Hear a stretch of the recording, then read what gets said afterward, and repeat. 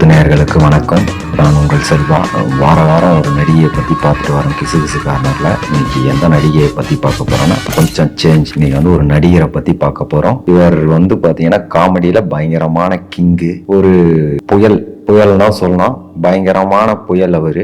அதை ஃப்ளோவில் அவர் பேர் வந்துருச்சுன்னா சொல்லிடுறேன். அவரை பற்றி அவருடைய ஆரம்ப காலகட்டம் முதல் இன்னைக்கு வரைக்கும். இன்னைக்கு பார்த்தீங்கன்னா அவர் பட வாய்ப்புகள் இல்லாமல் இருக்காரு. நிறைய கதைகள் வருது அவர்கிட்ட. இப்போ லாஸ்ட் டைமா அவருக்கு கடைசி படம் ஒரு சூப்பர் டூப்பர் பிளாக் பஸ்டரா தான் அமைஞ்சது. அந்த காமெடி ட்ராக்கை விட்டு அவர் ஒரு சென்டிமெண்ட் ஒரு கேரக்டர் ஆர்டிஸ்டா ஒரு லீட் ரோல்ல செம்மையா பண்ணியிருந்தாரு. அந்த படத்தை நம்ம மாரி செல்வராஜ் தான் டைரக்ஷன் பண்ணியிருந்தாரு. அதுலயே நீங்க புரிஞ்சுக்கோங்க நான் யாரை பத்தி பேசுறேன்னு சொல்லிட்டு. அவருடைய ஆரம்ப காலகட்டங்கள் குரூப்ல இருந்து ராஜ்கரன் சார் கிட்ட ஆபீஸ் பாயா இருந்து ரொம்ப கஷ்டப்பட்டு வந்த ஒரு மனுஷன் தான் அவர்.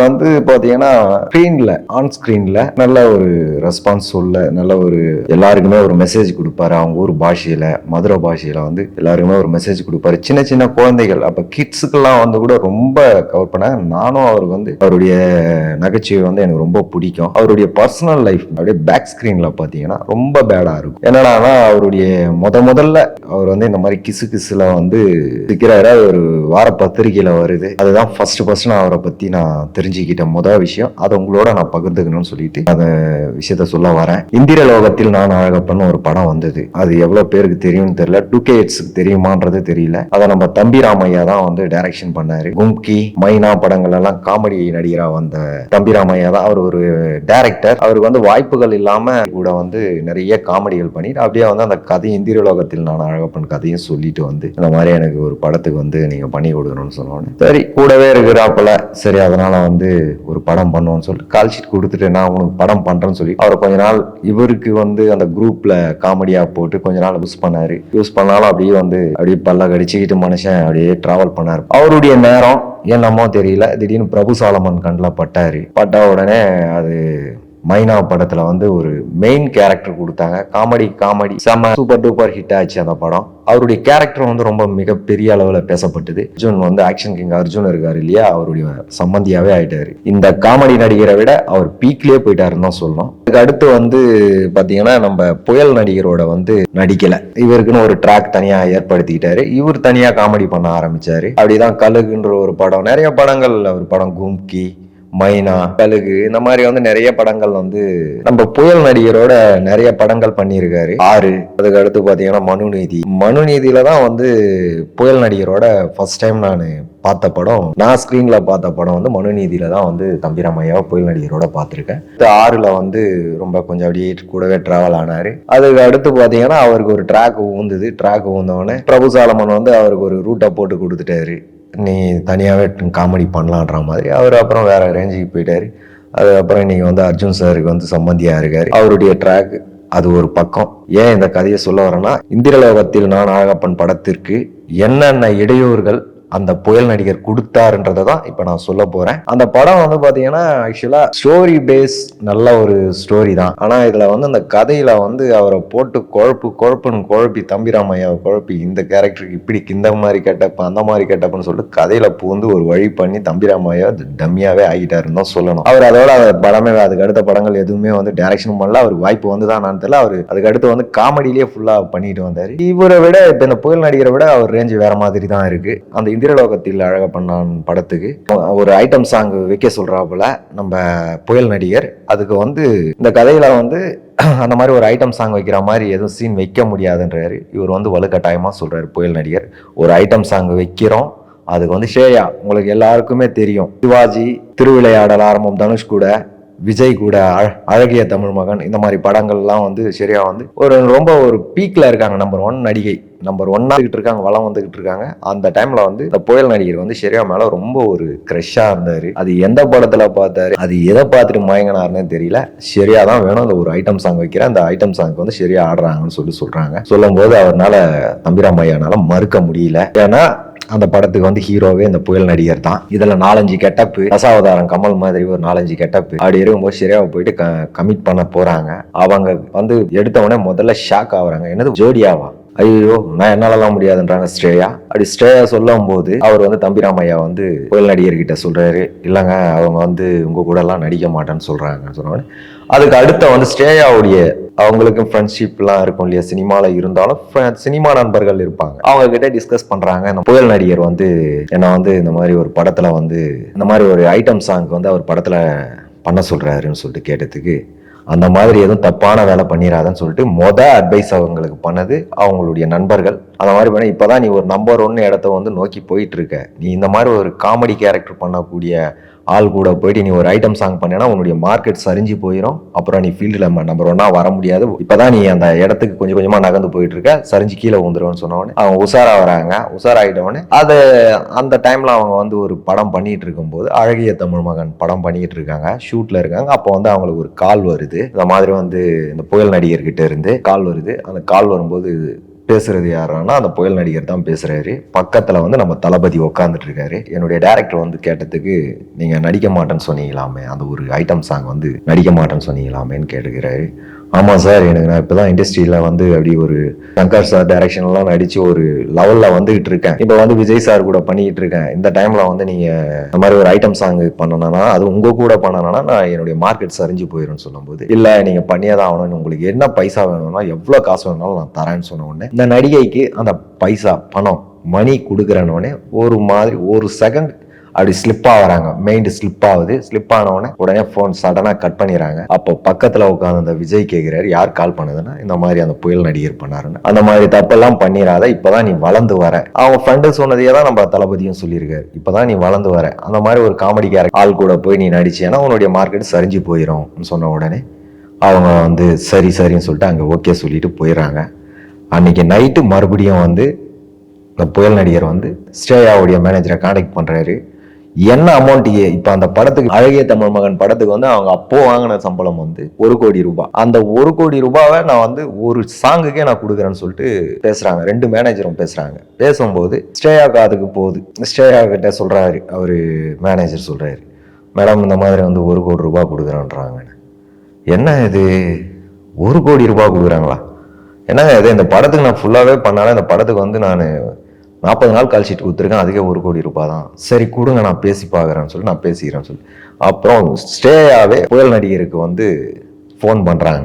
சார் என்ன சார் ப்ராப்ளம் உங்களுக்கு, என்னத்துக்கு 1 கோடி ரூபாய் தரேன்னு சொல்கிறீங்களா? இல்லைம்மா, நீங்கள் வந்து என் படத்தில் வந்து பண்ணுறதுக்கு நான் டேரக்டர்கிட்டையும் சொல்லிட்டேன், ப்ரொடியூசர்கிட்டையும் சொல்லிட்டேன், நீங்கள் வந்து என் கூட நடிக்கிறது ஏன் அந்த மாதிரி ஒரு மாதிரி ஃபீல் பண்ணுறீங்க? இல்லை சார், நான் தான் முதலையே சொல்லிட்டேனே, நான் வந்து இப்போதான் வளர்ந்து வந்துக்கிட்டு இருக்கேன், நான் ஒரு நம்பர் 1 நடிகையாக வரணுன்றதுக்காக தான் நான் இப்போ போராடிக்கிட்டு இருக்கேன், நீங்கள் இந்த டைமில் வந்து இந்த மாதிரி ஒரு ஐட்டம் சாங்குக்கு ஆடினா என்னுடைய இமேஜ் கெட்டுரும், என்னுடைய மார்க்கெட் வேல்யூ போயிடும் சார்ன்னு சொல்லிட்டு ஒரு பெருந்தன்மையாக ஒரு பக்குவமாக சொல்லியிருக்காங்க. ஆனால் இவருடைய புயல் நடிகர் வந்து அவங்கள வந்து ஐட்டம் சாங்குக்காக கூப்பிடல, அட்ஜஸ்ட்மெண்ட்டுக்காக கூப்பிட்டுருக்காரு. அதுக்கு அடுத்த செகண்டே என்ன சொல்றாரு, பணத்தாலேயே அடிச்சிருக்காரு அவங்கள. அதுக்கு அடுத்த செகண்ட் வந்து என்ன சொல்றாரு தெரியுமா புயல் நடிகர், ஏமா இப்ப அந்த படத்துக்கு நீ ஃபுல்லா இந்த படத்தை ஃபுல்லா முடிச்சு கொடுத்தா எத்தனை நாள்மா கால் ஷீட் கொடுத்துருக்கேன், 40 நாள் கொடுத்துருக்கேன்னு சொல்லும்போது, இந்த படத்தினுடைய சம்பளம் எவ்வளோமா உனக்குன்னா, எனக்கு வந்து சார் ஒரு 1 crore கொடுக்குறேன்னுறாங்க சார். 1 கோடி ரூபாய் சார்னா, அப்போ 1 கோடி ரூபாய் போது நான் வந்து உனக்கு 2 கோடி ரூபாய் கொடுக்குறேன் சொல்லும் போது அவங்களுக்கு அப்படியே பயங்கர ஷாக்கிங் ஆகுது போன்ல. சார் என்ன சார் சொல்றீங்க, நிஜமா சொல்றோமா, எனக்கு வந்து அந்த படத்துல பேசப்பட்ட சம்பளம் வந்து 5 கோடி ரூபாய், உனக்கு வந்து நான் 2 கோடி ரூபாய் கொடுக்குறேன் சொல்லும்போது, ப்ரொடியூசர் கிட்ட அவங்க கொடுக்கறத நீ வாங்கிக்கோ, நான் என்னுடைய பர்சனலாக வந்து நான் உனக்கு 2 கோடி ரூபாய் கொடுக்குறேன் போது உடனே ஷாக்கிங் ஆகும். மறுபடியும் ஷாக் ஆகுது அவங்களுக்கு. சார் என்ன 2 கோடியானு, பணத்துக்கு மழங்காத நடிகை எந்த நடிகையுமே கிடையாது. உடனே அந்த பதட்டத்தில் அவங்க மறுபடியும் ஃபோனை கட் பண்ணிட்டாங்க. கட் பண்ணிடுனே அவங்க அம்மா கிட்ட கேட்குறாங்க, இந்த மாதிரி அந்த புயல் நடிகர் வந்து 2 கோடி ரூபாய் கொடுக்குறேன்னு சொல்றாரு. சொன்ன உடனே அவங்க அம்மா வந்து, அப்போ வந்து உன்னுடைய மார்க்கெட் வந்து இப்போத்துலேருந்து உனக்கு வந்து ஏதோ ஒரு கடவுள் அனுகிரகத்தால் உன்னுடைய மார்க்கெட் வந்து வேற லெவல் போகுது, சரி இரு, அவர் வந்து இப்போவே வந்து உடனே ஒத்துக்கினீங்கன்னா இதை வந்து சும்மா நான் வந்து சினிமாக்காரங்கனால சும்மா ஏமாத்து வேலை நிறைய இருக்கும் இல்லையா, அந்த மாதிரி ஏதாவது ஏமாத்திர போகிறாங்க, மறுபடியும் அவர் கால் பண்ணுறாரா பாப்பான்னு சொல்லிட்டு மறுபடியும் கால் பண்ணுறாங்க. இந்த புயல் நடிகர் மறுபடியும் கால் பண்ணுறாங்க ஸ்ரேயாவுக்கு. பண்ணும்போது ரெண்டாவது, சார் இல்லை சார் நான் பண்ணலாம்னு நினைக்கிறேன், மணி அதிகமாக கொடுக்குறீங்க, பண்ணலான்னு நினைக்கிறேன், ஆனால் என் அம்மா தான் வந்து ஒரு சாங்குக்கெல்லாம் போய் பண்ணாதான்னு சொல்லிட்டு ஒரு மாதிரி சொல்கிறாங்க சார். அப்போ 2 கோடி ரூபாயும் ஓகே இல்லையாம்மா உனக்கு? சரிம்மா நான் 3 கோடி ரூபாய் கொடுக்குறேன் சொல்லிட்டு 3 கோடி சொல்கிறாரு. இந்த படத்துங்களை ஏலம் விடுறத பார்த்துருக்கீங்களா? அந்த அண்ணாமலை படம் பார்த்துருப்பீங்க, நிறைய படத்துங்களில் இருக்கும். இந்த தனுஷ் படத்தில் கூட திருவிளையாடல் ஆரம்பம் இந்த மாதிரி படத்துங்களை ஏலம் விடுவாங்க தெரியுமா? அந்த அன்றைக்கி நைட்டு அதுதான் நடந்துருக்குது. அந்த வீட்டில் ஏலம் தான் விட்டுக்கிறாரு இந்த புயல் நடிகர். என்ன பண்ணாரு, 3 கோடி ரூபானவனே, சார் என்ன சார் 3 கோடியா அப்படின்னு சொல்லிட்டு மறுபடியும் ஷாக்கிங் ஆகி கட் பண்ணிட்டுக்கிறேன். மறுபடியும் ஃபோனை கட் பண்ணிட்டு இருக்காங்க.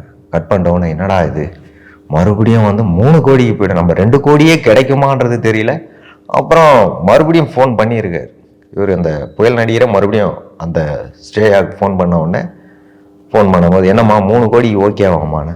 சார் நீங்கள் நிஜமாக சொல்கிறீங்களா? எனக்கு இன்ப அதிர்ச்சியாக இருக்குது. நான் முதல்ல இங்கே தான் இருக்கேனா, பூமியில் தான் இருக்கேனான்னு எனக்கு ஒன்றுமே புரியல. இப்போ தான் விஜய் சார் கூட பண்ணுறேன், ரஜினி சார் கூட ஆல்ரெடி பண்ணிட்ட உடனே அதில் பார்த்தீங்கன்னா சிவாஜி படத்தில் அவங்களுக்கு சம்பளமே 5 லட்ச ரூபாய் தான். அந்த படத்தில் ஐஸ்வர்யா ராயினுடைய டேட் கிடைக்காம இருந்ததால் ஸ்டேயாவை போட்டாங்க. இந்த காலகட்டத்தில் பத்திரிகையிலலாம் நியூஸ்லாம் வெளியே வந்தது.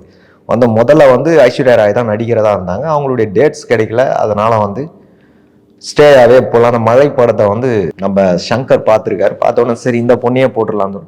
அதுக்கு உன்னை ஸ்டேயாவை நிறைய பேர் கலாச்சிருக்காங்க அந்த டைமில். இல்லை இந்த படத்தில் சிவாஜி படத்தில் ஐஸ்வர்யா ராய் தான் ஜோடி ரஜினிக்கு, நீங்களாம் கிடையாது, சும்மா இதெல்லாம் ஃப்ராங்க் பண்ணியிருக்காரு சங்கர் அப்படி இப்படின்னு சொல்லிட்டு அவங்கள போட்டு நோவடிச்சிருக்காங்க. அப்போ இவங்க டெய்லி ஃபோன் பண்ணி கேட்பாங்களாம், சார் என்ன ஸ்ரேயா சங்கருக்கு ஃபோன் பண்ணி அடிக்கடி டவுட்டை கிளியர் பண்ணுவாங்களாம். சார் என்ன சார் எல்லாருமே நான் ஹீரோயின் கிடையாது, ஐஸ்வர்யா ராய் தான் ஜோடின்றாங்க சார், என்ன சார் இது எனக்கு பயமா இருக்குது. இதை பாருங்க, பயப்படாதீங்க. ஐஸ்வர்யா ராய் தான் நான் ஃபர்ஸ்ட் புக் பண்றதா இருந்தேன். ஆனால் அந்த படத்தினுடைய டேட்ஸ் அவங்களால கொடுக்க முடியாத பிறகுதான் என்னுடைய அசிஸ்டன்ட் சொன்னார் ஒருத்தர், இந்த மாதிரி மழைன்னு ஒரு படம் வந்திருக்கு, அந்த படத்தை பாருங்க, அந்த ஹீரோயின் நல்லா இருக்காங்க, தெலுங்குலலாம் நிறைய படம் பண்ணியிருக்காங்க, தமிழ்லையும் ஒரு படம் பண்ணியிருக்காங்கன்னு சொன்னபோது, உன்னை பார்த்தா இந்த படத்துக்கு நிச்சயமா நீதாமா ஹீரோயின். அப்போதான் அவங்க நிம்மதியாகவே ஆயிருக்காங்க. இப்போ நான் கன்ஃபார்ம் பண்ணிக்கலாமா சார் நான் தான் ஹீரோயின், ஃபிக்ஸ் பண்ணாமா நீதாமா ஹீரோயின் சொன்னோடனே, அப்போ அந்த படத்துக்கு அவங்க குறைஞ்சபட்ச சம்பளம் 5 லட்ச ரூபாய் தான் சம்பளம். அவங்க சம்பளமே எதிர்பார்க்கல. முதல்ல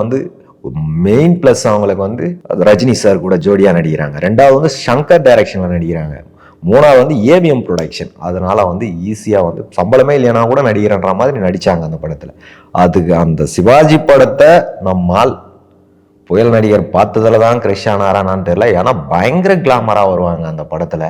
சாங்ஸ்லலாம் பார்த்தீங்கன்னா வெறும் பாடியோட தான் வருவாங்க.